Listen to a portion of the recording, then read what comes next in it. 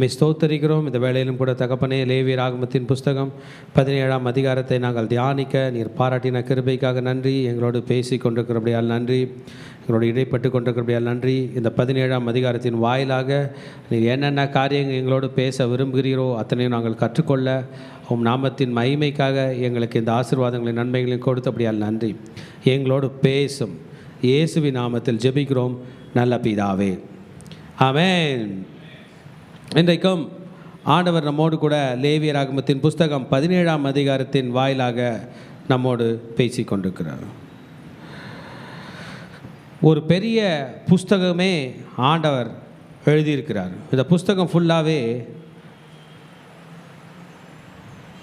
பரிசுத்தப்படுத்துவதும் சுத்தப்படுத்துவதும் இதுதான்.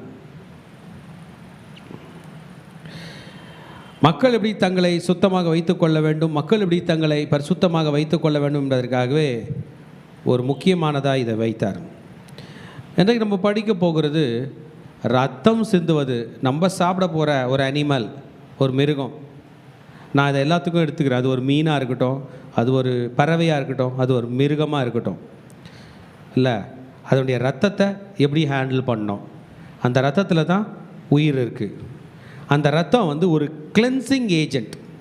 நம்ம யூனிவர்சலாக ஒரு க்ளீனிங் ஏஜென்ட் இருக்குன்னா அதை தண்ணின்னு நினச்சிக்கிட்டோம். அப்புறம் ஃபெனாயில் இதெல்லாம் க்ளீன் பண்ணுற ஒரு பொருள். ஆனால் பைபிள் அதை பற்றியே பேசலை. சோப்பு பற்றி பேசலை. ஒரு முறை 2 முறை கூட சோப்பு பற்றி போடலை, இல்லை. ஆனால் ரத்தத்தை பற்றி பேசிட்டு இருக்குது. இன்றைக்கி ரொம்ப முக்கியமான ஒரு சப்ஜெக்ட்னா இந்த 17-11 ரத்தம் தான் பாவ நிவர்த்தி பண்ணோம் சொல்லும்போது, அது மனித ரத்தமாக இருந்தாலும் மிருக ரத்தமாக இருந்தாலும் அதை நீ பார்க்கும்போது அலர்ட் ஆகிடணும். அந்த ரத்தத்துக்கு உயிர் இருக்குது, அந்த ரத்தத்துக்கு வாய் இருக்குது, அது பேசும். அது மனுஷ ரத்தமாக இருந்தாலும் பேசும், மிருக ரத்தமாக இருந்தாலும் பேசும். அந்த ரத்தத்தை பலிபீடத்து மேலே எடுத்து கொம்பில் தடவிட்டு அந்த ரத்தத்தை மண்ணில் ஊற்றிட்டு அந்த மிருகத்தை பலி செலுத்துகிறாங்க. அதாவது எரிச்சிடுறாங்க. அந்த வாசனை பரலோகம் போதான், ஆண்டவர் கையில் போய் சேருதான். அந்த ரத்தம் மண்ணில் போய் பேசுதான். நான் இந்த லேவியர் ஆகமம் படிக்கும்போது அதை ரொம்ப யோசிச்சுட்டே இருக்கேன். ஆண்டவரே, ரத்தத்தை பலிபீட கொம்பில் தடவை சொல்கிறீங்க. சும்மா நினச்சிங்களேன், இப்போ நம்ம கையில் ஒரு மிருகத்தோட ரத்தத்தை இங்கே தடவு, இந்த இங்கே ஊற்று, மீதி இங்கே போட்டு எரிய விடு அப்படின்னா இந்த இடம் எப்படி இருக்கும்? இல்லை, இது ஒரு ப்ரொசீஜரு. எல்லா இஸ்ரவேலும் குடும்பத்துக்கு குடும்பம் செலுத்தணும், தலைவனுக்கு தலைவன் செல்லணும், 1000 கணக்கில் மிருகங்கள் பலியாகணும். என்ன ஆண்டவரே இவ்வளோ பெரிய ப்ராஜெக்ட் கொடுக்குறீங்க அப்படின்னா அவ்வளோ பெரிய மிஸ்டேக் நம்ம பண்ணியிருக்கிறோம். அவ்வளோ ஃபைல்ஸை பரலோகம் ஏற்றுக்கொள்ள வேண்டியது. பரலோகம் என்பது ஒரு பெரிய ஆஃபீஸ், பூமியோட பெருசு. பரலோகோட ஹெட் ஆஃபீஸ் பூமி மாதிரி கோடிக்கணக்கான கிரகங்களை ஆளுகிற ஒரு இடம். அதில் இந்த மனிதர்கள் செய்கிற பிரச்சனைக்கு தீர்வு இப்படி சொல்லியிருக்கார். ரத்தம் சிந்துதல் இல்லாமல் பாவம் மன்னிப்பு இல்லை. இன்றைக்கி ரத்தம் சிந்துதல் தான், ரத்தம் தான் ஆத்துமாக்காக பாவத்தை நிவர்த்தி செய்ய போகிறது.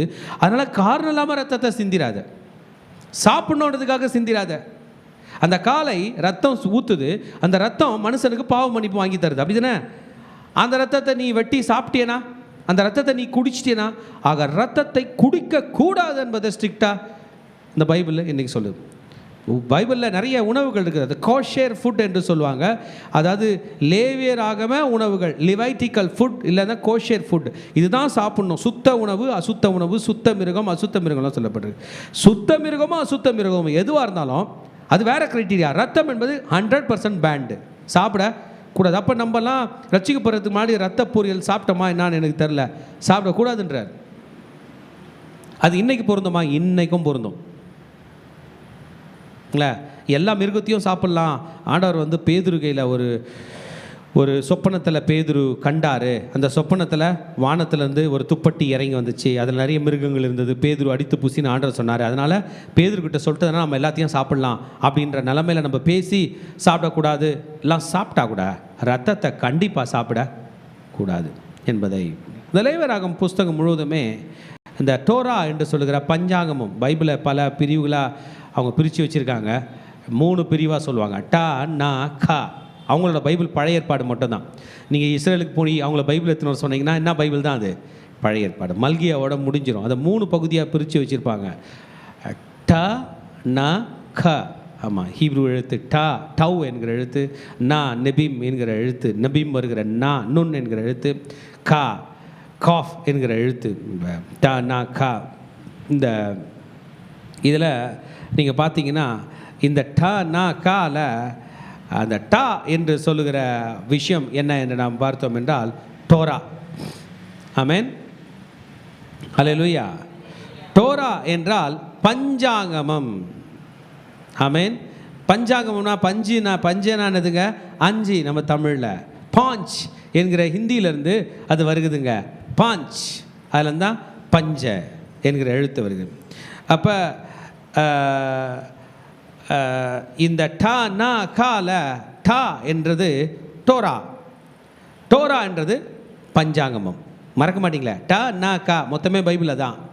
அந்த டா நா கால முதல்ல டா எடுத்து தனியாக பிரித்து படித்தோம்னா டா என்கிற எழுத்து, டவ் என்கிற எழுத்து நம்ம எடுத்து பார்த்தோம்னா அந்த டவ்வில் என்ன இருக்கான், டோரா. என்னதுங்க? டோரா. Aleph to tav. நம்மளது ஏலேருந்து ஜெட்டு வரைக்கும் இல்லை இங்கிலீஷு, தமிழில் ஆலேருந்து அக்கு வரைக்கும் இல்லை. ஆமாம், ஹிந்தியில் ஆலேருந்து அஹா வரைக்கும். அதுபோல் இவங்களோட எழுத்து வந்து 22 எழுத்து தான், ஆலேருந்து ஆலெஃப்லேருந்து டவ் வரைக்கும். அந்த கடைசி எழுத்தில் டோரா தோங்குது. நீ ஏபிசிடி படித்து முடித்தாலும் முடியல மகனே, லாஸ்ட்டாக டால வந்து என்ன படிக்கணும், டோரா படிக்கணும். இந்த டோரா என்பது பஞ்சாகமம். பஞ்சாகமம் தான் தெரியுமா சொல்லுங்கள்? ஆதியாகமம், யாத்திரையாகமம், லேவியராகமம், எண்ணாகமம், உபாகமம். கை எப்படி நீட்டுங்க? ஆதியாகமம், யாத்திரையாகமம், லேவியராகமம், எண்ணாகமம், உபாகமம். இல்லை 3வது காட்டுங்க. பெருசாகுது இந்த விரலை. இந்த விரலை பெரு விரல்னு சொல்ல மாட்டானா, விரலை நீல விரல். அப்போ லேவியராகமம் ஒரு ஸ்டெப்பு முன்னாடி போகுது. லேவியராகமம் முன்னாடி போய் என்ன தெரியுமா பண்ணுது? நம்மை பரிசுத்தப்படுத்துகிறது. நம்ம ஒரு ரூம் போகிறோம், அந்த ரூமை க்ளீன் பண்ணோம், சுத்தமாக இருந்தால் தான் நம்ம போவோம். ஒரு துணி போட போகிறோம், துணி சுத்தமாக இருந்தால் தான் போடுவோம். ஒரு உணவு சாப்பிட போகிறோம், அந்த உணவு சுத்தமாக இருந்தால் தான் சாப்பிடுவோம். லேவியராகமம் மனிதர்களை பரிசுத்தப்படுத்துகிறது எல்லா வகையிலும். சுத்தம் என்பது ரூம் மட்டும் சுத்தமாக இருந்தால் போதாது. ஃபேனு, டேபிளு, குடிக்கிற தண்ணி, கரெக்ட் தானே, கிச்சனு, பெட்ரூமு, வாஷ்ரூமு எல்லாமே சுத்தம். அதுபோல் மனுஷன் வாயில் மட்டும் சுத்தம் இருந்தால் போதாது. மனசு சுத்தம், சாப்பிட்றது சுத்தம், ட்ரெஸ்ஸு சுத்தம், ஊழியம் சுத்தம் அப்படின்ட்டு ஒன்றா சுத்தத்தை பற்றியே பேசிக்கொண்டு இருக்கிற ஒரு புஸ்தகம் தான் இந்த லேவியராகமத்தின் புஸ்தகம். இதை ஸ்டார்ட் பண்ணும்போது கொஞ்சம் கஷ்டமாக இருக்கிற மாதிரி இருந்துச்சு. என்ன ஆண்டவரே இது, முதல்ல படித்து முடிப்போமா லேவியராகமத்தை அப்படின்ப்பா. நம்ம மதர் சர்ச்சில் பார்த்தோம்னா அருமையாக படித்து அதுக்கு ரேமாலாம் அருமையாக பண்ணுறாங்க. அதை பார்க்க எனக்கு ரொம்ப சந்தோஷமாயிருச்சு. அதனால் லேவியராகமம் நிறைய இதை செய்யாத, அதை செய்யாத, இதை சாப்பிடாத, எப்படி துணி போடாத, இதை தொடாத, அதை தொடாத என்றெல்லாம் வரும்பொழுது இவைகள் எல்லாமே என்னை சுத்தப்படுத்துகிறதா இருக்கிறது என்று நினைக்கும் போது எனக்கு மிகவும் சந்தோஷமாய் இருக்கிறது. ஹல்லேலூயா. இது இஸ்ரவேலர்களுக்கு கர்த்தர் கொடுத்தார், நாம் இதை எடுத்துக்கொள்கிறோம். என்னென்னலாம் ஆண்டவர் இஸ்ரவேலுக்கு கொடுத்தாரோ அதெல்லாம் நம்ம எடுத்துக்கலான்னு ஜீசஸ் சொல்லியிருக்கிறார். ஆமேன். இயேசு கிறிஸ்து இஸ்ரவேலோட பிரஜை. இயேசு கிறிஸ்துவோட பர்த் சர்டிஃபிகேட் எந்த ஊரில் இருக்குது? இஸ்ரேலில். டெத் சர்டிஃபிகேட் எந்த ஊரில் இருக்குது? இஸ்ரேலில். ரிசரக்ஷன் சர்டிஃபிகேட் எந்த ஊரில் இருக்குது? இஸ்ரேலில். அப்போ அவர் எந்த ஊருக்காரு? அவரை நீங்கள் கூட்டின்னு வந்து இங்கே வச்சிங்கன்னா விசா முடிஞ்ச பிறகு திரும்பி அவர் என்ன பண்ணோம்? போயிடணும் தானே? கரெக்ட் தானே? போயிடணுமே. அவர் நம்ம ஊரே இல்லையே. அவர் வந்தார்னா நம்ம சாப்பிட்ற சாப்பாடு, சாம்பார், ரசம், மோர்லாம் ஒத்துக்குமான்னு தெரியல. இவ்வளோ காம்ப்ளிகேஷன் இருக்கும்போது எல்லா இடத்துக்கும் ஒத்து போகக்கூடிய ஒரு தலைவர் உண்டு என்றால் அது இயேசு மட்டும்தான். நம்ம கூட ஒத்து போக மாட்டோம். அமெரிக்காவுக்கு ஒத்து போவோம், ஆப்பிரிக்காவுக்கு அனுப்பிட்டாங்கன்னா என்ன பண்ணுவீங்க? இயேசு போக சொன்னால் போவாரே. அவருடைய ரத்தம் சகல மக்களுடைய பாவங்களையும் நீக்கி நம்மை சுத்திகரிக்கிறது. ஸோ ஆண்டவர் சொன்னார், இஸ்ரவேலே நீ ரொம்ப அசுஸ்திப்பட்டிருக்க எகிப்திலேருந்து வரும்போது, இனிமேல் நீ உன்னை சுத்தப்படுத்திக்கணும்னா காளையை கொண்டு வா, ஆட்டுக்கடாவை கொண்டு வா, வெள்ளாட்டு கடாவை கொண்டு வா. கரெக்ட், அப்படி தான் சொன்னார். கிடாரியை கொண்டு வா, காட்டு புறாவை கொண்டு வா, புறா குஞ்சியை கொண்டு வா அப்படின்ட்டு இதை கொண்டு வா, அதை கொண்டு வான்னு எல்லாத்தையும் கொண்டு வந்த பிறகு அவைகளுடைய இரத்தத்தினால் நீ உன்னை பரிசுத்தப்படுத்திக்கொள் அப்படின்னு சொல்லிட்டார். என்ன பண்ணு? இதை வெளியில் இருக்கிறவங்க பார்த்தாங்க, அவங்க நினச்சிக்கிட்டாங்க இந்த கடவுள் எதில் பரிசுத்தமாகலான்னு சொல்லிட்டாரு. ரத்தம் சிந்தினா பரிசுத்தம். ஓகே, நம்ம கடவுள் கையிலே போவோனா நம்ம ஒரு மேடை கட்டலாம், அங்கே ரத்தத்தை சிந்திடலாம். சரியா? ரத்தம் சிந்தினானாவும் பாவ மன்னிப்பு கிடைக்குமே அப்படின்னு நினச்சா இன்றைக்கி சொல்ல போகிறாரு, நீ அப்படி ஏன் பலிபீடத்து மேலே செலுத்தாமல் ஏன் கையில் ப்ரேயர் பண்ண பலி செலுத்தினா உன் பலி பேய்க்கு போயிடும்னு பேய்ன்ற வார்த்தையை இங்கே சொல்லியிருப்பார். ரத்தம் சிந்துற இடத்துல பேய் வரும் அப்படின்றத இன்றைக்கி சொல்ல போகிறார். மனித ரத்தம் சிந்துற இடத்துல என்ன வரும்? பேய்களுக்கு போயிடும். பேய் என்பது என்ன? 100% மனிதனுக்கு கான்ட்ராக்டிரியான ஒரு ஜந்து. அது என்னன்னு சொல்ல தெரியல. அது கண் இருக்குமா, மூக்கு இருக்குமா, வாய் இருக்குமான்னு தெரியல. மனிதனுக்கு விரோதமாக ஒன்று. ரத்தம் சிந்தப்படுகிற இடத்திலே பேய்கள், அது பேய்களுக்கு தான் பலி செலுத்துவார்கள்னு சொல்ல போகிறார். So for what people are sacrificing, மக்கள் எதற்காக பலி கொடுத்து கொண்டிருக்கிறார்கள்? இவர் இன்னைக்கு சொன்னார், என்னோட பலிபீடத்தை தவிர, நான் பலி செலுத்த சொன்ன இடத்தை தவிர நீ வேற எங்கே செலுத்தினாலும் பேய்களுக்கு தான் பலி செலுத்து. பலி செலுத்துறன்னா அந்த மிருகத்தை பிடிச்சி கட்டி வச்சு அதோட ரத்தத்தை அறுத்து அது சாக போட்டு பண்ணுறது. சாப்பிட்றதுக்கு வெட்டுறதுன்னா அது எதுக்காக வெட்டுறோம்? சாப்பிட்றதுக்காக மட்டுமே வெட்டுறோம். ஸோ பேய்கள் எப்போ வந்துடும்? இந்த பலி செலுத்துறது எப்படி பேய்களுக்கு? அப்போ சாப்பிட்றவங்க வெட்டுறவங்கலாம், மாமிசம் வெட்டுறவங்கலாம் பேய்களுக்குன்றாங்களா? இல்லை. The blood has to be covered with mud. மண்ணுக்குள்ள ரத்தம் ஊற்றி மூடப்பட வேண்டும் அப்படின்னா. ஹல்லேலூயா. அப்போ நான் ரத்தத்தை தேவையில்லாமல் சிந்தி ரத்தத்தை தேவையில்லாமல் ஊட்டுகிற இடத்துல ஸ்பிரிச்சுவல் அட்டாக் வரும் என்பதாக இதில் தெரிகிறது. ஈஜிப்டில் அவங்க வாழ்ந்துருந்தாங்க. அது பேகன் கல்ச்சர். அங்கே பலி செலுத்தினார்கள். நரபலிகள் செலுத்தப்பட்டிருந்தது. மனிதர்களை கொண்டிருக்கிறாங்க. ஈஜிப்டோட கல்ச்சர் நீங்கள் பார்த்தீங்கன்னா இன்னைக்கு உலகத்தில் உள்ள எல்லா தாந்திரிகத்தினுடைய தலைநகரமே அதுதான். மந்திரத்தில் மாங்காய் காய்க்கும்னு சொல்லுவாங்களே, அது எகிப்தில் தான் காய்க்கும். கர்த்தர் தம்முடைய ஊழியக்காரனாகிய மோசையை அனுப்பும்போது மோசே ஒரு கோல் எடுத்துகிட்டு போனார் இல்லையா?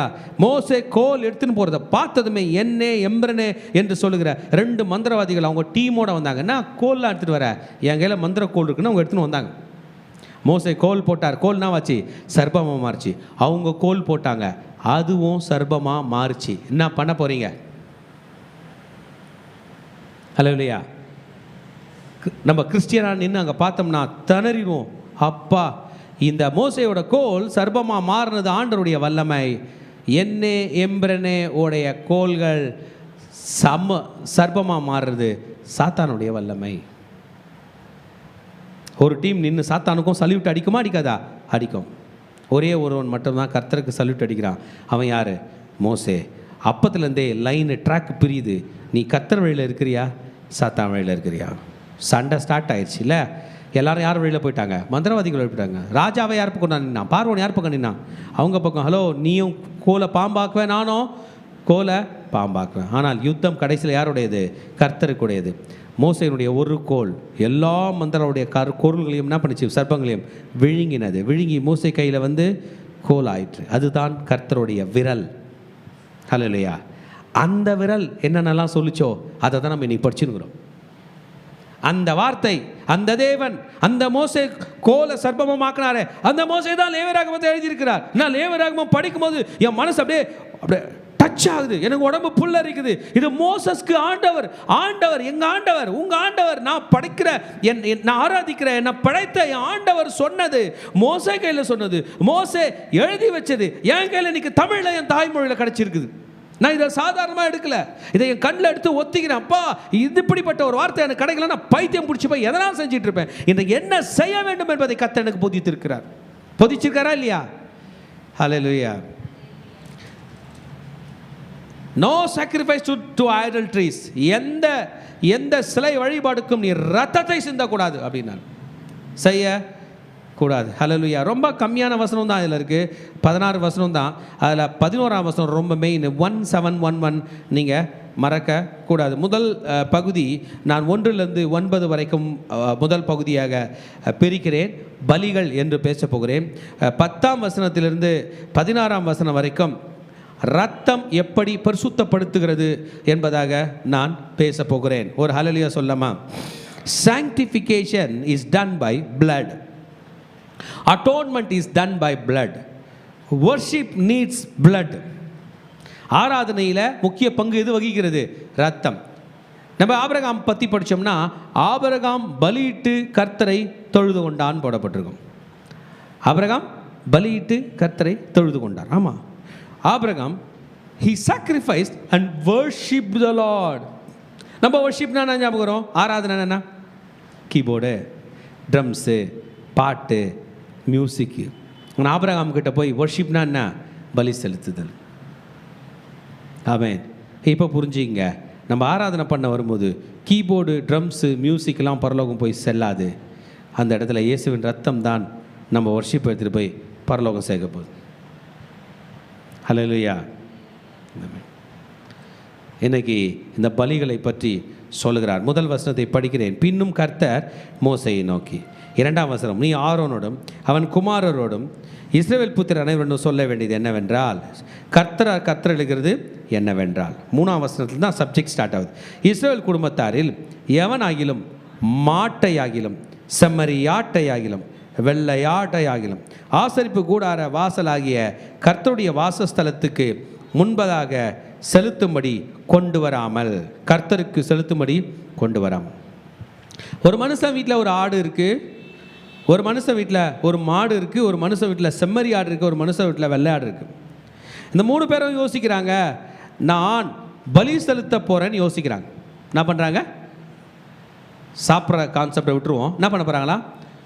கர்த்தருக்கு பலி செலுத்துறான்னு ஒரு ஐடியாவில், இல்லைன்னா நம்ம மொழியில் சொல்லலாம் கடவுளுக்கு பலி செலுத்தலாம், இல்லை சாமிக்கு. எந்த சாமியோ ஒரு சாமி. ஏன்னா சாமிக்குன்னா பிடிக்கும், பலி செலுத்துறது பிடிக்கும். கரெக்ட் தானே? அந்த சாமியை நான் பார்த்ததில்ல, எந்த சாமி உண்மையான சாமியோ நீ வா அப்படின்னு ஒரு ப்ரேயர் பண்ணுறோன்னு வைங்களேன். ஆனால் சாமிங்களுக்கெல்லாம் என்ன பிடிக்குமா? ரத்தம் பிடிக்கும். அதனால் நான் பலி செலுத்த போகிறேன் என்று ஒருவன் ஆசரிப்பு கூடாரத்துக்கு வராமல். ஆசரிப்பு கூடாரம் எங்கே இருக்குது? நம்ம நேற்று இமேஜ் பார்த்தோம்ல. ஆசரிப்பு கூடாரத்தில் 3 கோத்திரமாக அமைஞ்சிருக்கு. நடுவில் ஸ்பேஸ் இருக்குது. அதில் ஒரு சைடு கெர்சோம் புத்திரர், மெராரி புத்திரர், கோகாத்தின் புத்திரர், பிறகு ஆரோன் மோசையோட பாளையம். இதுக்கு நடுவில் ஆசரிப்பு கூடாரம் இருக்குது. எல்லாரும் ஆடு மாடுகளை எங்கே கொண்டு வரணும்? நடத்தி ஆசரிப்பு கூடார வாசலில் வந்து தான் அதை கொல்லணும்.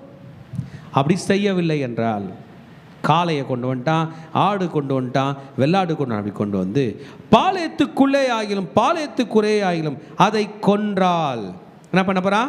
பாளையத்துக்குள்ளே கொல்றான். ஆடு வெட்டிட்டான், மாடு வெட்டிட்டான், கொன்றால்.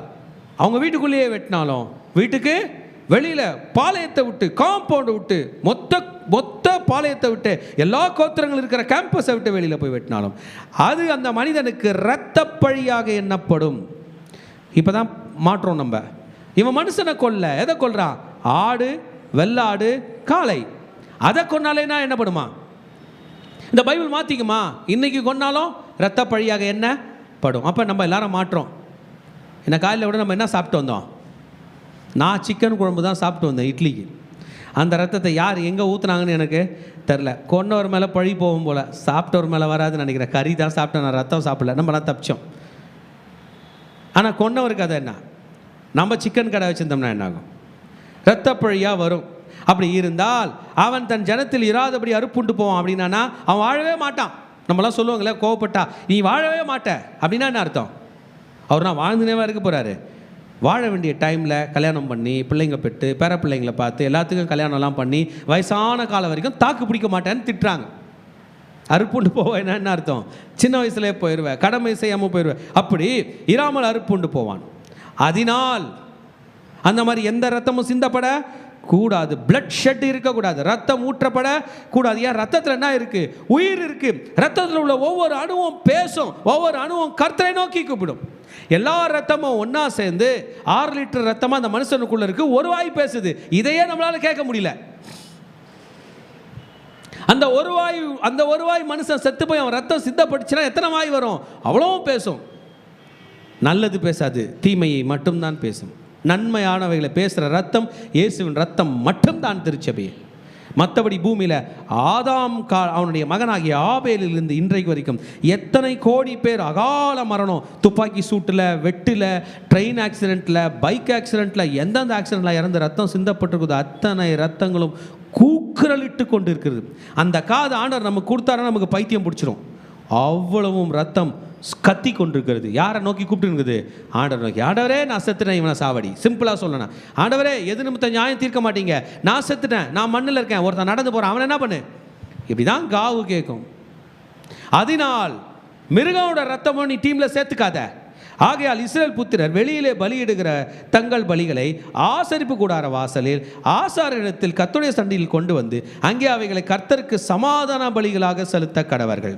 அதாவது என்னன்னா கவனிங்க, இந்த ஆடு நீ எடுத்துட்டு வா, கர்த்தருடைய சந்நிதியில் அதை வெட்டி, ஆண்டவரே எனக்கும் உமக்கும் சமாதானம், இந்த ஆடு நான் சாப்பிட்றதுக்கு தான் வெட்டுறேன், ரத்தத்தை பீஸாக ஆக்கிறேன், ரத்தத்தை என்ன பண்ணுறேன், சமாதான பலி. புரிஞ்சுங்க, பீஸ், எனக்கும் ஆண்டவருக்கும் சமாதானம், கணவனுக்கும் மனைவிக்கும் சமாதானம் இல்லைன்னா இன்னைக்கு நாள் ஸ்பாயில் ஆகிடும்.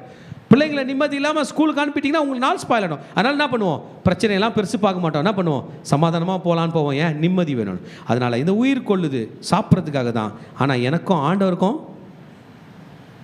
செலுத்த கடவன் சமாதான பலிகளாக ஆசரிப்பு கூடார வாசலில் கொண்டு வந்து செலுத்த கடவன்.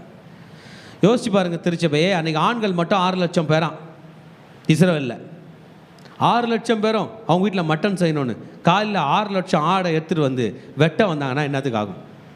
ஏற்கனவே அங்கே அந்தி பலி, சந்தி பலி, ப்ரேயர், ஸ்பெஷல் ப்ரேயர், ஸ்பெஷல் பலியெலாம் இருக்குது. வீட்டில் கறி சாப்பிட்றதுக்கும் ஆடு கொண்டு வந்தால் என்ன ஆகும்? ஆமேன். படிப்போம் அதை.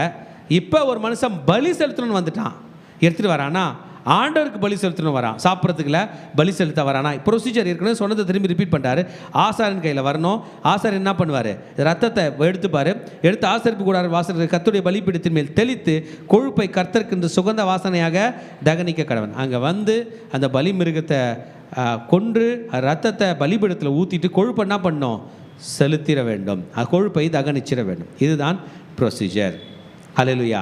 அப்படி இல்லை என்றால், ஐயோ அங்கே போனால் ஆலயத்துக்கு போனால் லைனில் நின்றுட்டு இருக்கணும், ஆசாரியன் டைம் இன்றைக்கி அப்பாயின்மெண்ட் கொடுக்கல, அவர் அடுத்த வாரம் தான் கொடுத்துருக்காரு, யூதா கோத்திரம் தான் ஃபஸ்ட்டு போகணுமா, நான் சிமியோன் கோத்திரம் அப்படிலாம் பேசிக்கிட்டு வீட்டில் போய் உங்கள் வீட்டு பக்கத்தில் ஒரு வேப்ப மரத்துக்கீழே, ஒரு புளிய மரத்துக்கீழே, ஒரு புங்க மரத்துக்கீழே, ஒரு ஆல மரத்துக்கீழே, ஒரு அரச மரத்துக்கீழே தாங்கள் சோர மார்க்கமாய் பின்பற்றுகிற பேய்களுக்கு தங்கள் பலிகளை இனி செலுத்தாதிருப்பார்களாக. இது அவர்கள் தலைமுறை தோறும் அவர்களுக்கு நித்திய கட்டளையாய் இருந்தது. எகிப்தில் பண்ணாங்க, மரத்துக்கீழே பண்ணாங்க, அங்கே பண்ணாங்க, இங்கே பண்ணாங்க. அந்த பலிகள் எது போய் சேர்ந்துச்சான், பேய்கள் கையில் போய் சேர்ந்துச்சான்.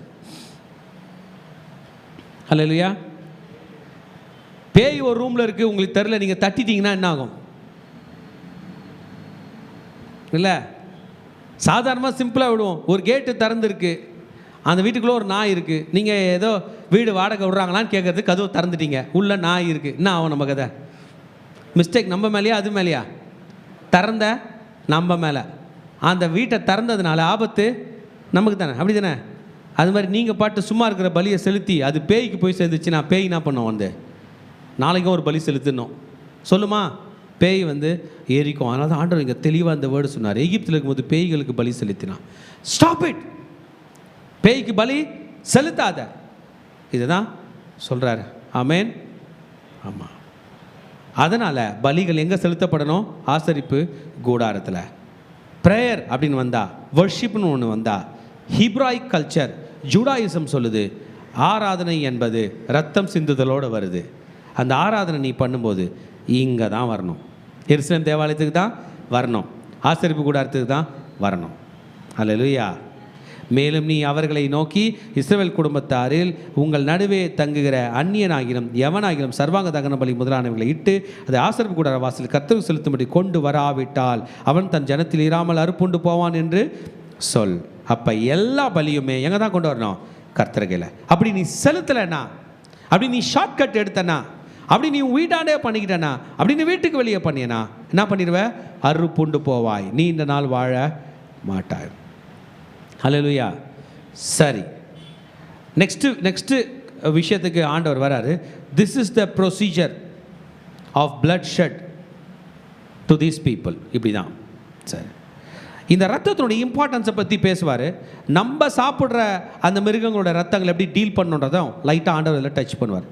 ஏன் சொல்ல போகிறார் என்றால், 10ஆம் வசனத்தை படிக்க போகிறோம். இஸ்ரவேல் குடும்பத்தாரிலும் உங்களுக்குள் தங்கும் அந்நியர்களிலும் எவனாகிலும் ரத்தம் எண்ணப்பட்டதை புசித்தால், if he is going to consume animal blood, ரத்தத்தை புசித்தால், அப்போ வந்து குடித்தால் அப்படின்னா அந்த ரத்தம் இன்னும் ரொம்ப dangerous. It is purely demonic. மனுஷ ரத்தத்தை வெட்டுறது, மிருக ரத்தத்தை வெட்டுறது, அந்த ரத்தத்தை டேஸ்ட் பண்ணி பார்க்குது, அந்த ரத்தத்தை டேஸ்ட்டாக சாப்பிட்றது, அந்த ரத்தத்தை பற்றி பெரிதாக பேசுறது பண்ணக்கூடாதுன்னு பைபிள் சொல்லியிருக்கு. இந்த மிருக ரத்தத்தை, அப்போ மனிதனுடைய ரத்தம் என்ன பாருங்கள். புசித்தால், ரத்தத்தை புசித்த அவனுக்கு விரோதமாய் நான் என் முகத்தை திருப்பி அவன் தன் ஜனத்தில் இராதபடிக்கு அவனை அறுப்புண்டு போக பண்ணுவேன். God is telling something very serious. He is talking something about an very very important organ of the body. உடம்புல நிறைய உறுப்புகள் இருக்கு. கிட்னி இருக்கு, லிவர் இருக்கு, லங் இருக்கு, மூளை இருக்கு, வயிறு இருக்கு, கால் இருக்கு, தொடை இருக்கு, முட்டி இருக்கு, முழங்கால் இருக்கு, ஷோல்டர் ஜாயிண்ட் இருக்கு, எவ்வளோ இருக்கு. ஆனால் ஆண்டவர் அதெல்லாம் பேசாம ஒரு கிளியர் மெசேஜ் கொடுக்குறாரு. blood is important. ரத்தத்து கூட விளையாடாத. அல்லேலூயா. இல்லை நம்ம மண்டை தான் பெருசு, மூளை நியூரோ தான் பெருசு அப்படின்றோம். இங்கே அவர் blood தான் பெருசுன்றார். God is very serious. God tension ஆகிறார் ரத்தத்தை பற்றி பேசும்போது, ரத்தத்தை தொடும்போது. அவனை நானே ஃபேஸ் பண்ணுவேன்றார், அவனை நான் பார்த்து பண்ணுவேன், நான் எதிர்ப்பேன் அப்படின்றார். அல்லேலூயா. எத்தனை மாதிரி லேவியராகமே சீரியஸாக எடுக்கிறீங்க? நான் இதை கண்டிப்பாக எடுக்கிறேன்.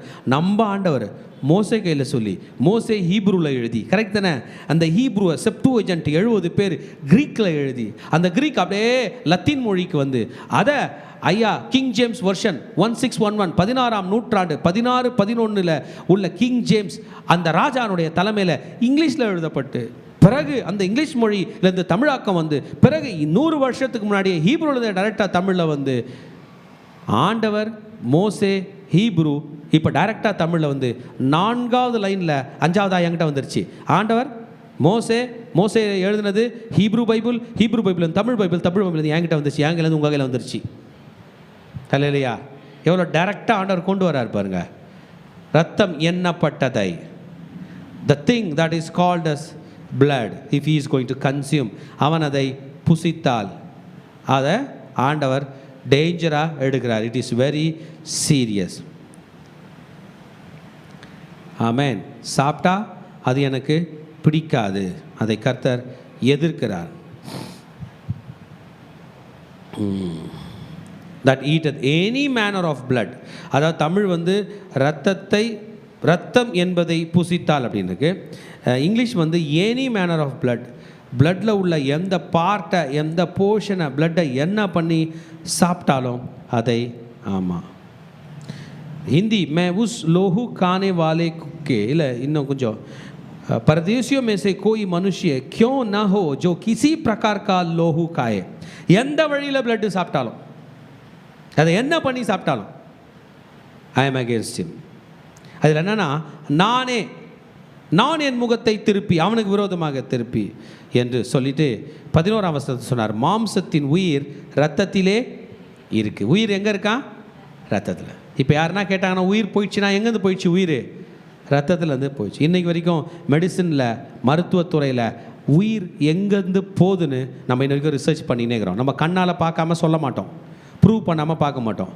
பல விஷயத்தை பைபிள் சொல்லும்போது நம்ம கேட்கல, நம்மளே ப்ரூவ் பண்ணி வரோம். இதையும் ஒரு நாள் ஞானிங்க ப்ரூவ் பண்ணுவாங்க. உயிர் எங்கே இருக்குது? ரத்தத்தில். எந்த வழியாக வெளியே வரும்னு தெரில. எங்கன்னா ஒரு புண்ணில் ரத்தம் ஊசாகிற இடத்துல வழியாக உயிர் வெளியே போகுமா, இல்லை பட்டுன்னு ரத்தனால் வெடித்து உயிர் வெளியே போகுமான்னு தெரில. உயிர் எங்கே இருக்குது? ரத்தத்தில். அதுதான் ஆப்ரேட் ஆகுது, அதுதான் போகுது, அங்கே தான் ட்ராவல் பண்ணுது. இன்றைக்கி நம்ம உயிர் உள்ளவர்களாக இருக்கிறோம். இது எங்கே இருக்குது? ரத்தத்தில். இந்த உயிர் போயிடும் தான் உயிர் உள்ள தன் ரத்தத்தை நமக்கு என்ன சிந்தி இந்த பூமியில் வச்சுருக்கார், பேக் பண்ணி வச்சுருக்கார். எல்லாமே பூமி தான் கொடுக்குது. நம்ம குடிக்கிற தண்ணி எங்கே இருக்குது? பூமியில். நம்ம சாப்பிட்ட சாப்பாடு எங்கே இருக்குது? பூமியில். நம்மளுடைய ரட்சிப்பு எங்கே இருக்குது? அதுவும் பூமியில் இருக்குது. கொடுத்துட்டு போயிட்டார், வச்சுட்டு போயிட்டார். ஆமென். அறுப்புண்டு போவான்.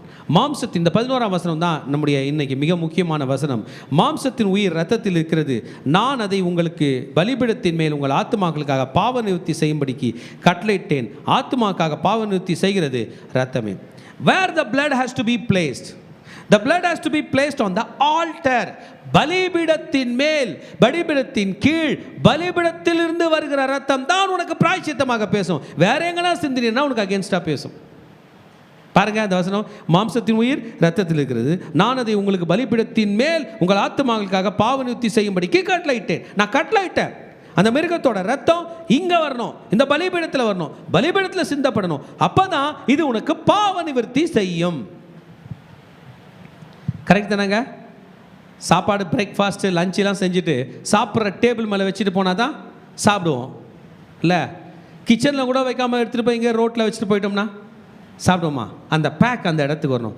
அதுபோல் உனக்காக பரிந்து பேசுகிற ரத்தம் பலிபீடத்தில் வர வேண்டும்.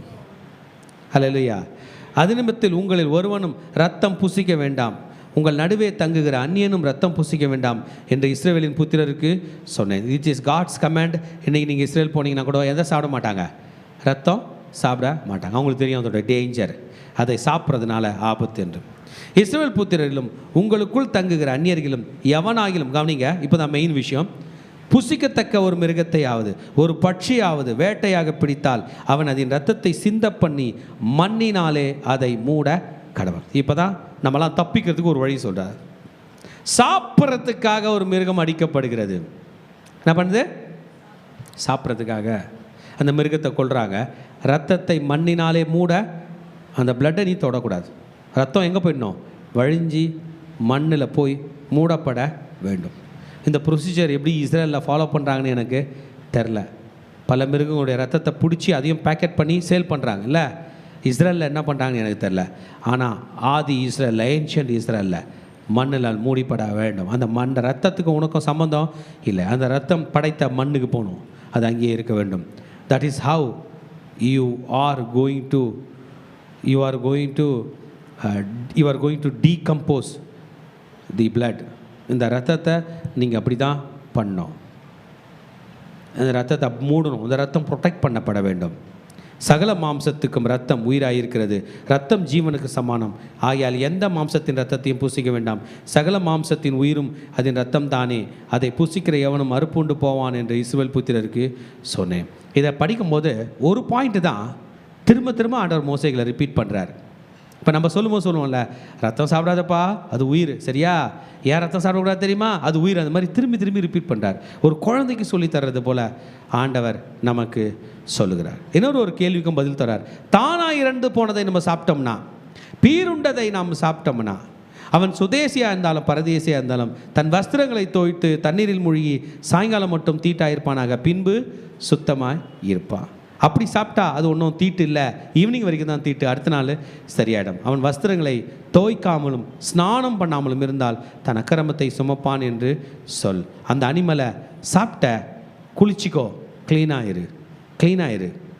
நம்ம தமிழில் ஒரு பழமொழி சொல்லுவாங்க, சுத்தம் சோறு போடும் அப்படின்னு சொல்கிறது போல் ஆண்டவர் சுத்தமாயிரு, பரிசுத்தமாயிரு, தீட்டாயிராதுன்னு எனக்கு நிறைய விஷயங்களை கற்றுக் கொடுத்தார்.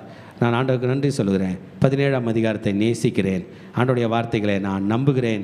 திரும்ப திரும்ப இதை படிப்பேன். இன்றைக்கி நான் கற்றுக்கிட்டது, இரத்தத்தின், மனிதனின் உயிர், ஆத்மாவின் உயிர், மிருகத்தின் உயிர் இரத்தத்தில் இருக்கிறது. அந்த இரத்தம் தான் பிராயச்சித்தம் பண்ணும் என்று 11ஆம் வசனம் சொல்கிறது. ஆத்மாவுக்கு, என் ஆத்மாவை காப்பாற்ற இயேசுவின் ரத்தம் இருக்குது. எப்போல்லாம் ஆத்மாவில் கஷ்டப்படுறீங்களோ இயேசுவின் ரத்தத்தை சொல்லுங்கள். இயேசுவின் ரத்தம் சகல பாவங்களை நீக்கி நம்மை சுத்திகரிக்கும். நாம் எழுந்து நின்று கர்த்தரை ஆராதனை செய்வோம். இயேசுடைய ரத்தத்தை கொண்டாடுவோம். சிந்தப்பட்ட ரத்தம் இயேசுவின் ரத்தம், விளையேறப்பட்ட ரத்தம் இயேசுவின் ரத்தம், நமக்காக பரிந்து பேசுகிற இயேசுவின் ரத்தம். ஜெயம், இயேசுவின் ரத்தம் ஜெயம், இயேசுவின் ரத்தம் ஜெயம். ஆண்டவர் நமக்காக கல்வாரி சிலுவையில் தம்முடைய ரத்தத்தை சிந்திருக்கிறார். நம்முடைய பாவத்தை சுமக்கும்படியாக ஆண்டவரே தம்முடைய ரத்தத்தை சிந்திருக்கிறார்.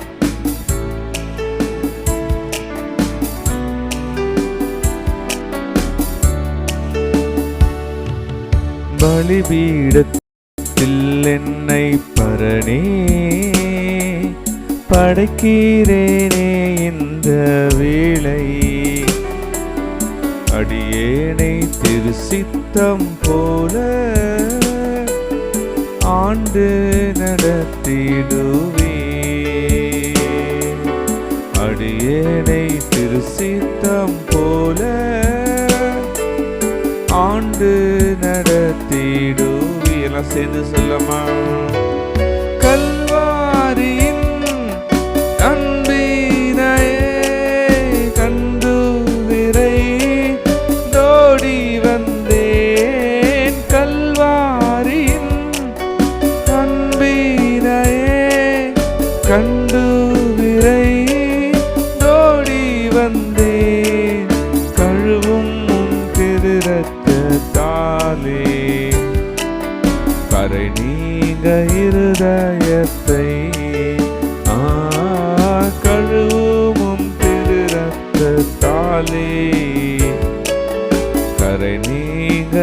இருதயத்தை ஆவியோடாத்மா சரீரம் ஆவியோடாத்மா சரீரம்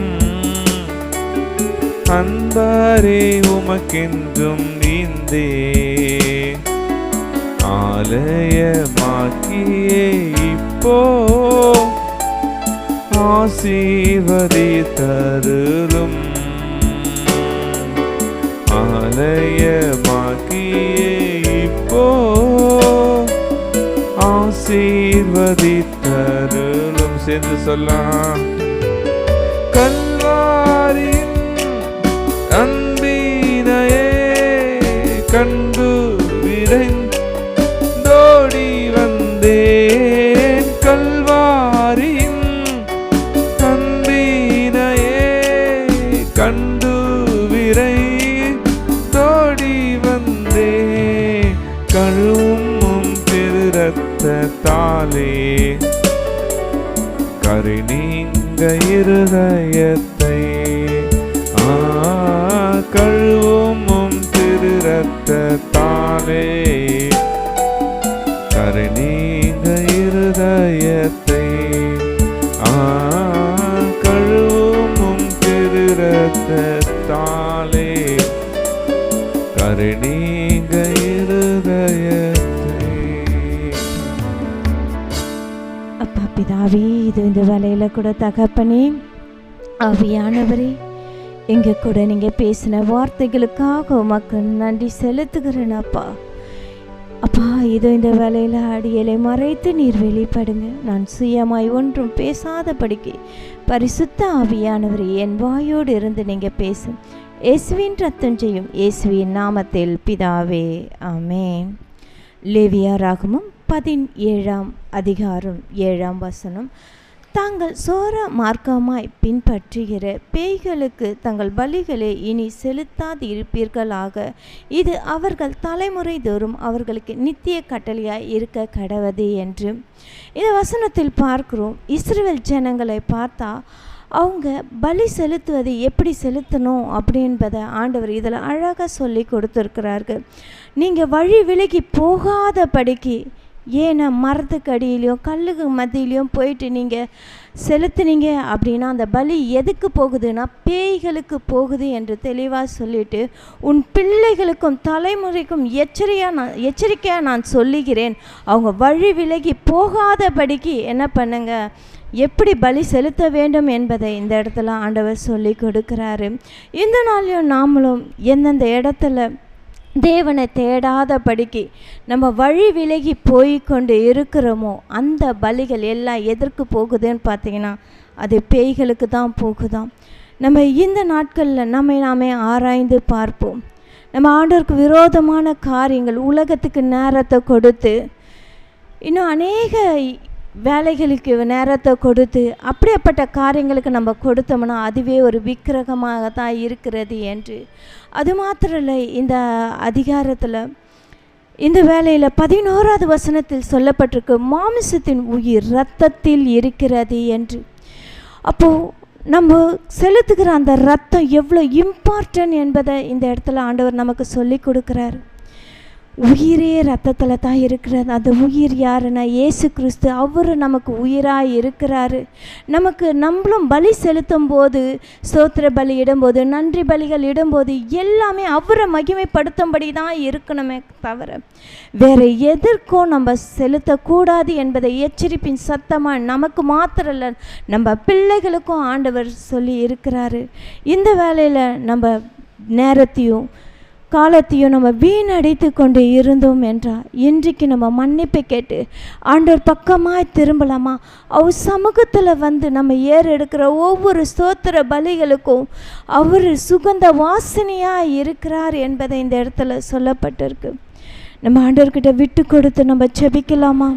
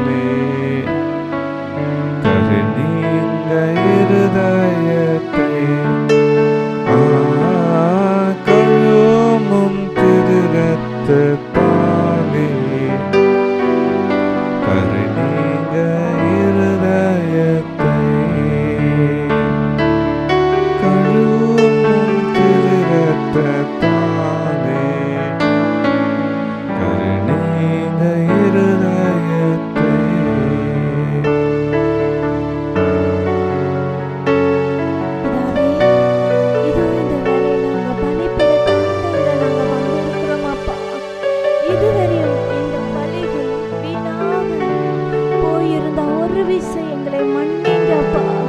உம்மை தேடுவதை விட்டு விட்டு நாங்கள் எத்தனையோ அப்பா வேலைகளை செய்து வேலைக்கு நேரத்தை கொடுத்தோம் அப்பா. அப்பா இதோ தகப்பனே, மொபைலுக்கும் டிவிக்கும் நேரத்தை கொடுத்து நாங்கள் வீணா நேரத்தை கழித்தோம் தகப்பனே. இந்த வேலையில உங்க சமூகத்துல நாங்கள் கடந்து வந்திருக்கிறோம் தகப்பனே. எங்க பலிகளை உமக்கு நாங்கள் செலுத்துகிறோம் அப்பா. இதை சுகந்த வாசனையை நீங்க ஏற்றுக்கொள்ளுங்கப்பா. இது உங்க ரத்தத்தினால கழுவுங்கப்பா. இந்த வேலையில எங்களை முழுமையா நாங்கள் அர்ப்பணிக்கிறோம் அப்பா. இது உங்க உயிரையே எங்களுக்கு நீங்க கொடுத்துட்டு போயிருக்கீங்கப்பா. உங்க ரத்தத்தை எங்களுக்கு நீங்க கொடுத்துட்டு போயிருக்கீங்கப்பா. இந்த பூமியில ரட்சிப்பு என்ற அப்பா இது அந்த ரத்தத்தை எங்களுக்காக நீங்க வைத்திருக்கீங்கப்பா. இது உண்மை தேடி நாடி வர ஒவ்வொருவருக்கும் அப்பா இது உங்க ரத்தம் அப்பா பேசுவதாக, நன்மையானதை பேசுவதாக. ஆவியானவரே உங்க ரத்தத்தினால கழுவுங்க அப்பா, பரிசுத்தப்படுத்துங்கப்பா. உங்க வல்லமை இறங்கட்டும், உங்க வல்லமை இறங்கட்டும் அப்பா. அப்பா உங்க வல்லமை இந்த வேலையில இறங்கட்டும் அப்பா. எங்கள் மேலையும் எங்க பிள்ளைகள் மேலையும் அப்பா இதோ அப்பா உங்க ரத்தம் பாயட்டம்பா, உங்க ரத்தம் பாயட்டம்பா. இந்த வேலையில நம்ம விட்டு கொடுக்கலாமா? இதுவரை வீணா பலிகளை நம்ம செலுத்தி இருந்தோம். இன்னைக்கு மன்னிப்பு கேட்டு மனம் திரும்பும் போது இன்றைக்கு ஆண்டவர் ரட்சிப்பின் பாதையில நம்ம கொண்டு வருகிறோம்.